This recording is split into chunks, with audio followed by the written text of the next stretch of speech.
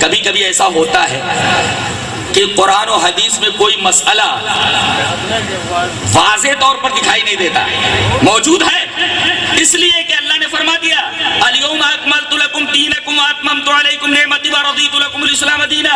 اصول اور کلیات کے اعتبار سے قرآن و حدیث مکمل ہے۔ اب کسی جزئیے کو بیان کرنا، کسی مسئلے کو بیان کرنا، یہ ایسا ہے کہ کسی آیت سے صاف طور پر معلوم نہیں ہوتا۔ کسی آیت سے یا حدیث سے کوئی مسئلہ صاف طور پر معلوم نہ ہو تو عالم سے پوچھا جائے گا۔ اب عالم قرآن اور حدیث میں غور کرے گا، اور یہ بچے کو پیچھے کر دیجیے، بچے کو پیچھے کر دیجیے، کوئی ڈسٹرب نہیں دائیں بائیں ہونا، چل پیچھے چلے۔ تو اگر کوئی مسئلہ قرآن اور حدیث میں صاف طور پر نہیں ملا تو اب عالم سے پوچھیں گے۔ اب عالم قرآن اور حدیث میں غور کرے گا اور اجتہاد کرے گا، اجتہاد کرے گا۔ یہ اجتہاد وقتی طور کے لیے ہے، ہمیشہ کے لیے نہیں ہے۔ اگر کبھی ایسا ہو کہ قرآن اور حدیث کی کوئی صاف آیت یا صاف حدیث سامنے آ جائے تو اس اجتہاد کو چھوڑ دینا پڑے گا۔ جیسے اس کی ایک مثال ہے کہ کوئی ایک آدمی ایک جنگل میں اتر پڑا، چاروں طرف اندھیرا ہے، رات کا وقت ہے، اب اس کو نماز پڑھنی ہے عشاء کی۔ اب اس کی سمجھ میں نہیں آ رہا ہے کہ پچھم کس طرف ہے۔ تھوڑی دیر تک تلاش کرتا ہے، کوشش کرتا ہے، اور اپنے اجتہاد سے کہ مجھے ایسا لگتا ہے جیسے پچھم یہی ہے، اس کے بعد نماز پڑھ لیتا ہے عشاء کی۔ اور جب صبح ہوتی ہے تو دیکھتا ہے کہ جس طرف منہ کر کے میں نے نماز پڑھی تھی اس طرف تو سورج نکل رہا ہے، یعنی میں نے رات کو پورب کی طرف منہ کر کے نماز پڑھی ہے، تو یہ رات والی نماز تو ہو گئی۔ لیکن اب مسئلہ واضح ہو گیا کہ یہ پچھم نہیں پورب ہے، اب اس کی طرف منہ کر کے نماز نہیں پڑھے گا وہ، لیکن رات میں جو اس نے نماز پڑھی تھی وہ نماز ہو گئی۔ تو اجتہاد وقتی طور کے لیے ہوتا ہے۔ اگر اس کے بعد قرآن اور حدیث کوئی آیت سامنے آ جائے یا کوئی حدیث سامنے آ جائے تو اس مسئلے کو چھوڑ دینا پڑے گا۔ یہ ہے اجتہاد کی حقیقت۔ میں اس پر ایک واقعہ آپ کے سامنے بیان کروں۔ امام شافعی رحمۃ اللہ علیہ امام مالک کے شاگرد ہیں، غور سے سنیے۔ البدایہ والنہایہ میں ایک واقعہ بیان کیا گیا ہے کہ امام شافعی رحمۃ اللہ علیہ امام مالک کے شاگرد ہیں، امام مالک استاذ ہیں۔ ایک دفعہ ایک شخص امام مالک کے درس میں آیا، آ کر کے پاس میں بیٹھ گیا، کہا کہ حضرت ایک مسئلہ پوچھنا ہے۔ کہا کہ پوچھو۔ کہا کہ حضرت میرے پاس ایک طوطی تھی اور ایک خریدار آیا، میں نے اس سے یہ کہا کہ میری یہ طوطی ہے جو برابر بولتی رہتی ہے، اگر ایسا نہ ہو تو میری بیوی پر طلاق۔ وہ 1000 روپیہ دے کر کے طوطی لے گیا، اور اب 4 دن کے بعد آیا ہے اور کہہ رہا ہے کہ تو نے یہ کہا تھا کہ یہ طوطی برابر بولتی رہتی ہے، یہ طوطی تو کبھی کبھی خاموش ہو جاتی ہے، لہذا یہ طوطی اپنے پاس رکھ اور میرا 1000 روپیہ واپس دے دے۔ تو میں نے طوطی تو لے لی، 1000 روپیہ بھی دے دیا، لیکن حضرت معاملہ بیوی کا ہے، میں نے یہ کہا تھا کہ یہ طوطی برابر بولتی رہتی ہے، اگر ایسا نہ ہو تو میری بیوی پر طلاق۔ حضرت طوطی تو میں نے لے لیا اور 1000 روپیہ اس کو دے دیا، لیکن اب یہ بتائیے میری بیوی پر طلاق پڑی کہ نہیں پڑی؟ امام مالک نے یہ کہا کہ تو نے یہ کہا تھا کہ یہ طوطی برابر بولتی رہتی ہے اور اگر ایسا نہ ہو تو میری بیوی پر طلاق، اور طوطی کبھی کبھی اب چپ ہو جاتی ہے۔ بولے ہاں ایسا تو ہے۔ کہا کہ تیری بیوی پر طلاق ہو گئی، ایک طلاق پڑ گئی۔ اب یہ بڑا پریشان ہوا، باہر جب نکلنے لگا تو امام شافعی رحمۃ اللہ علیہ اس کے پیچھے لگے۔ کہا کہ تم نے میرے استاد امام مالک سے کون سا مسئلہ پوچھا ہے؟ کہا کہ یہی مسئلہ، میرے پاس ایک طوطی تھی، ایک خریدار آیا، میں نے یہ کہا کہ میری یہ طوطی برابر بولتی رہتی ہے، 1000 روپیہ دے کر کے طوطی لے گیا، 4 دن بعد واپس لایا اور کہنے لگا یہ طوطی کبھی کبھی چپ ہو جاتی ہے، برابر بولتی ہے مگر کبھی کبھی چپ ہو جاتی ہے، اور میں نے یہ کہہ دیا تھا کہ اگر ایسا نہ ہو تو میری بیوی پر طلاق۔ اب وہ طوطی کبھی کبھی چپ ہو جاتی ہے، یہی مسئلہ پوچھنے کے لیے آیا تھا میں، میری بیوی پر طلاق پڑی کہ نہیں پڑی؟ امام شافعی رحمۃ اللہ نے فرمایا کہ پھر استاد محترم نے امام مالک نے کیا فتویٰ دیا؟ کہا کہ وہ بولے طلاق پڑ گئی۔ حضرت امام شافعی نے فرمایا طلاق نہیں ہوئی۔ دیکھیے یہ دو امام ہیں، امام شافعی کہہ رہے ہیں کہ طلاق نہیں ہوئی اور امام مالک کہہ رہے ہیں طلاق ہو گئی۔ اب بتائیے دونوں کی باتیں مان لی جائے، یا تو امام مالک کی بات صحیح ہے یا پھر امام شافعی کی بات صحیح ہے۔ امام مالک یہ فرما رہے کہ طلاق ہو گئی اور امام شافعی فرما رہے طلاق نہیں ہوئی، تو طلاق ہو گئی اور طلاق نہیں بھی ہوئی، یہ تو اجتماعی ضدین ہے، یہ کیسے ہو سکتا ہے؟ طلاق ہو بھی گئی، طلاق نہیں بھی ہوئی۔ اگر دونوں امام صحیح کہہ رہے ہیں اور دونوں کا اجتہاد صحیح ہے تو بتائیے طلاق ہو بھی گئی اور طلاق نہیں بھی ہوئی، یہ کیا ہے؟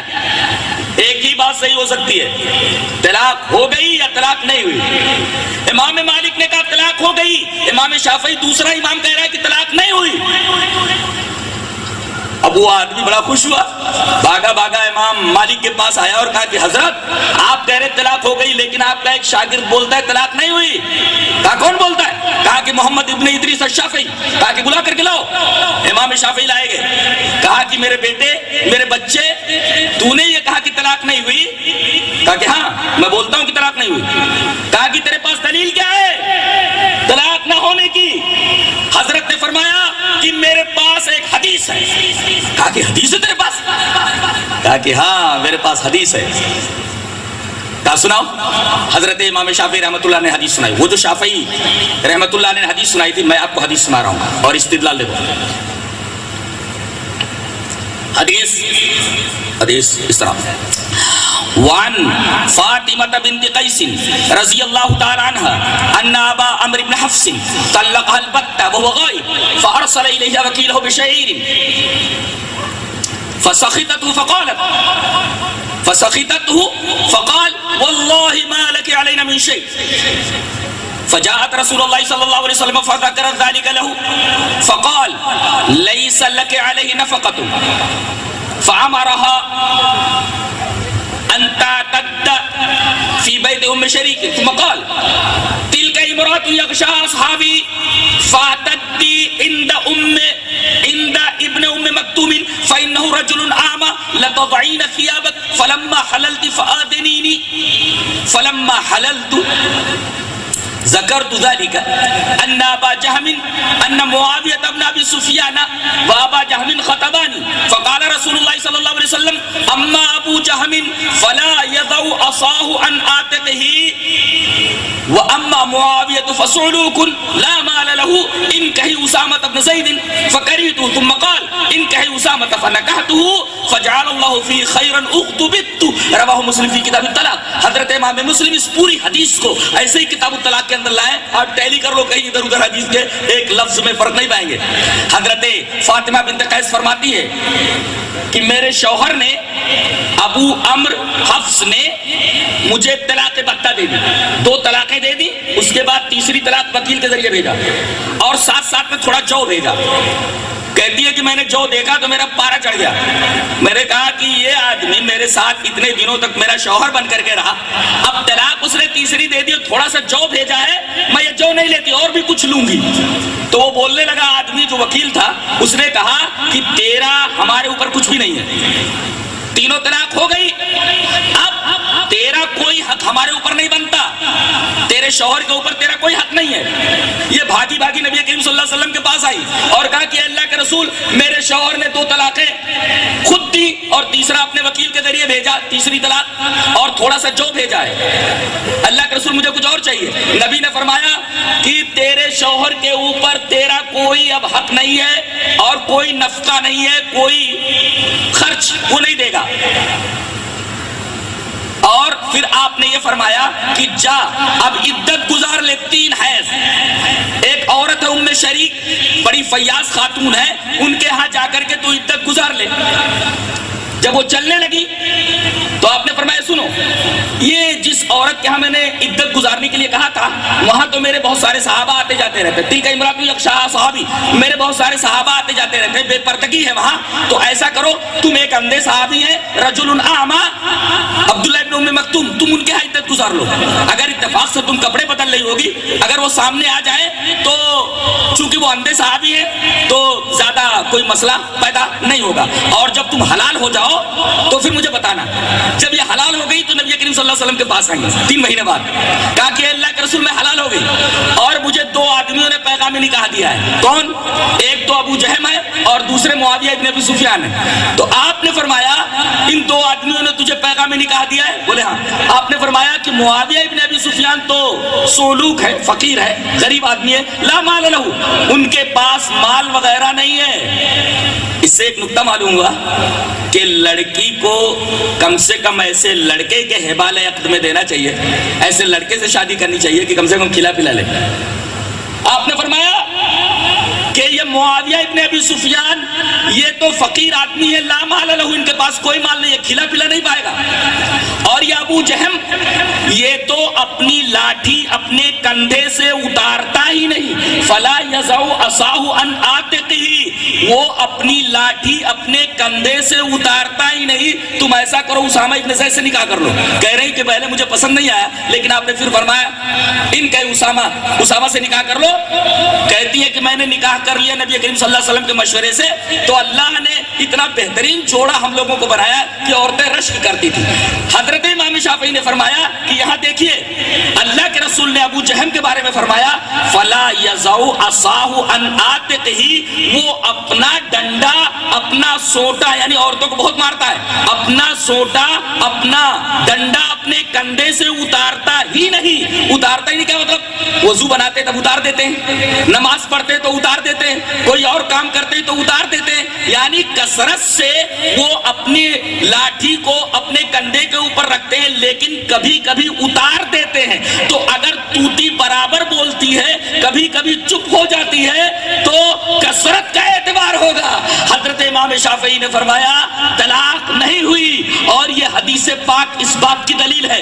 حضرت امام مالک نے کہا میرے بیٹے میرے قریب آؤ، اور حضرت امام شافعی کو انہوں نے سینے سے لگا لیا اور اپنے مسئلے سے رجوع کیا۔ کیا بات ہے، اتنا بڑا امام ایک مسئلہ بتاتا ہے اور دوسرا امام کہتا ہے آپ کا مسئلہ غلط ہے، لیکن پہلا امام فوراً رجوع کر لیتا ہے۔ آج یہی مزاج ہمارے علماء کا ہو کہ اگر کوئی فتویٰ دے اور کوئی حدیث اس کے خلاف آ جائے تو فوراً اپنے فتوے سے رجوع کر لے۔ یہی طریقہ تھا امام مالک کا، یہی طریقہ تھا امام شافعی کا، یہی طریقہ تھا امام ابو حنیفہ رحمۃ اللہ علیہ کا، یہی طریقہ تھا حضرت امام مالک کا۔ اب دیکھیے